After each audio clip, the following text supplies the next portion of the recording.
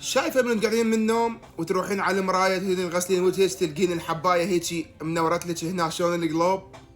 هاي شلون تخلصين من عندها؟ شلون يعني تتخلصين من عندها نهائيا؟ مو بس هاي الحبايه، الكل بشره، الكل شاب او بنيه تعاني من حب الشباب. هاي الاربع انواع من الصابون اتمنى تركزون وياي بيهن حتى تعرفون شنو فائدتهن، شلون تستعملوهم بدقه، ومتاكد عن الفعاليه مالتهن واحد على واحد ومجربات بكفالتي. عزيزاتي هاي واعزائي طبعا هاي الصابونه الصفراء مختصه للجلد اللي بيه فطريات، للجلد المتهيج، الجلد اللي الحبايه مالته متقرحه، اللي بيه الم، يعني الحبايه اذا ضغطتوا عليها تألمكم، تاخذون هذا النوع اللي بالكبريت الاصفر.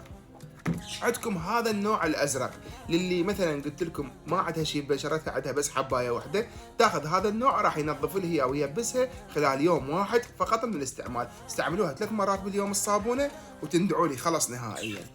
البشرة الدهنية اللي هي دائما مزيتة وبيها حب شباب، شلون تموت هذا الحب نهائيا؟ تستعمل هاي الصابونة الخضراء وبكفالتي، هاي لأصحاب البشرة الدهنية جدا. وعندكم النوع الأخير للبشرة اللي بيها حبوب وأيضا بيها رؤوس سوداء أو أيضا بيها رؤوس بيضاء، استعملوا النوع الأحمر.